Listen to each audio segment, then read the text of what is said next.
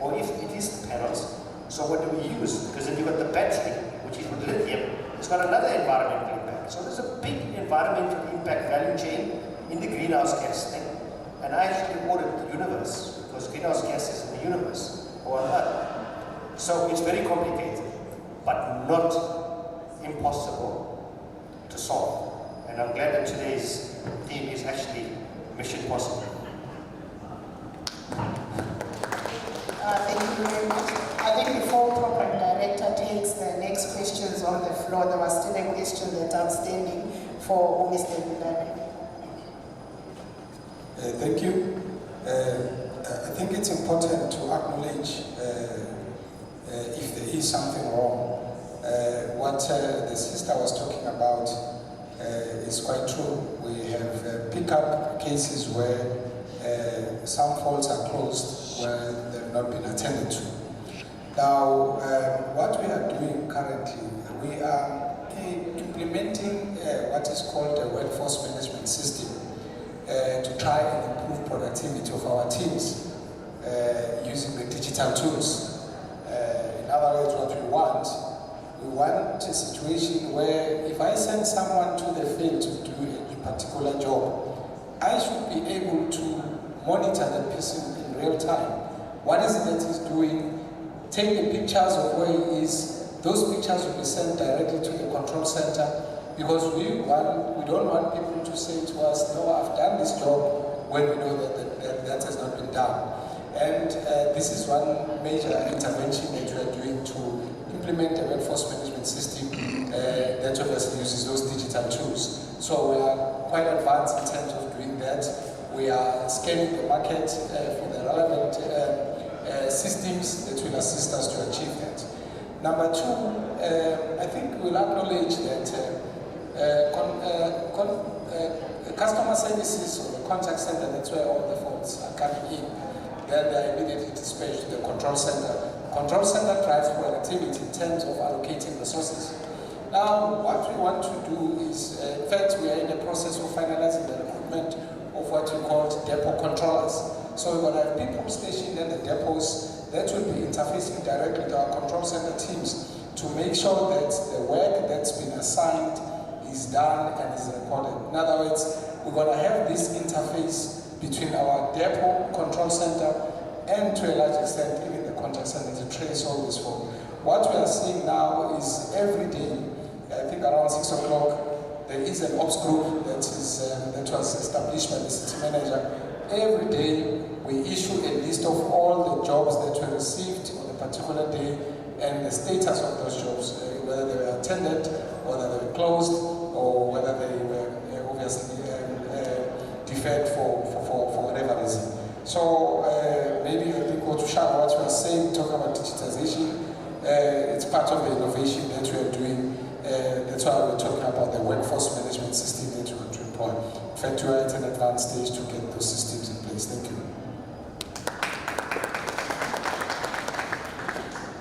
Thank you very much. We'll take our next round of questions. Starting with you, my lady. Good morning. Hi, everybody. All protocols observed. I'm from Customer Relations Management Directorate. So my question basically is about network challenge, the outages that we have.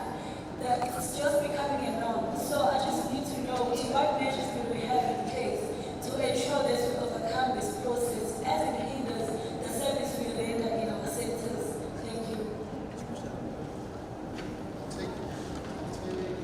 A question? Got one. Good morning. My name is Nokmo. I'm also from CRM Directorate. The panel spoke about innovation and also the technology. So there was a point related to smart meters. So the special section directed to water. Is it not possible to also create a system similar to that to cut down illegal connections? Because we find that in most cases, bills on our customers are very high because people are connected to, or illegally connected to a person. And maybe this could also help in also cutting down other programs such as 50%. Maybe it's also possible to work on or to look at something in that direction. Thank you. One more question. Going once, going twice. Over to you, there's a question in the front. Your hand was invisible. Thank you, Program Director. I think for me, coming from Anti-Directorate, beautiful conversation from waterhead and electricity head around technology and the plans that the city has around digital transformation.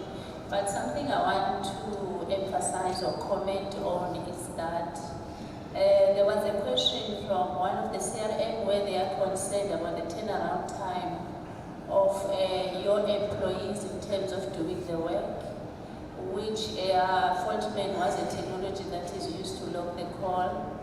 And I think there's a people issue there. If you remember, the role of technology is to enable the manual process to be technological. It's critical to have people processing technology. Technology is always becoming the third component after your normal real processes as the business. So it's critical that there was a point, maybe before I finalize, there was a point raised by Mayoral in terms of improving how the SWU was working, the management component, which is people concerning, where she mentioned that supervisors, she also from her level being a director went down to management and went down extra to the people that are doing the work in order to improve the work that people are doing. She made those connections. Maybe that can be a good point to be taken in consideration by the new sections, understanding that there's a new field management work system, but I want to say and emphasize that if we don't correct the previous leadership stand by our supervisors or down, technologies are not going to do the work for us. It's important to improve and get the latest technologies so we run fast to the smart city, which the whole city plan is, but it's important also to learn from other leaders like Mamono, this is not where we look also at the employees, the way we work as a city, and that will add value, that technology, when it comes, things will be much better. So I think it's important for us to look at that. That's why I'm commenting. Thank you very much. Thank you. That was, you can give a round of applause, that's okay.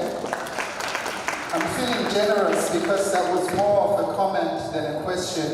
I'll take Ubaba Ukwabe as our last. Thank you very much, Honorable Mayor I think I've been provoked because one is covered by all the speakers and also those that ask questions. But I think I feel like I need to raise this one. I am based in this center from Etsewin Water Services.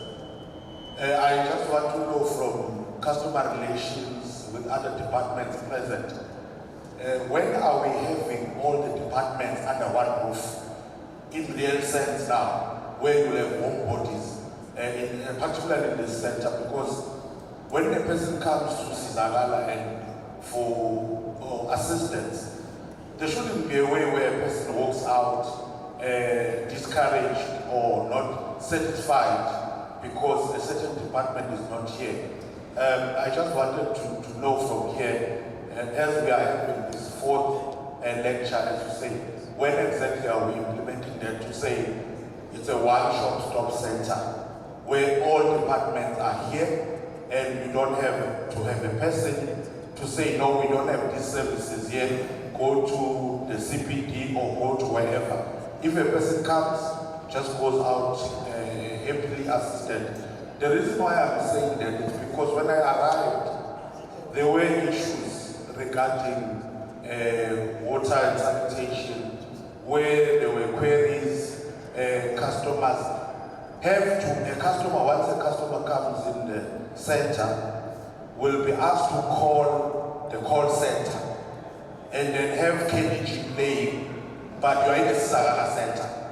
Now, I then thought I should bring this up in this forum to say, really now, we need to move with time. Yeah, no, thank you, Program Director. If if I got the question correctly, the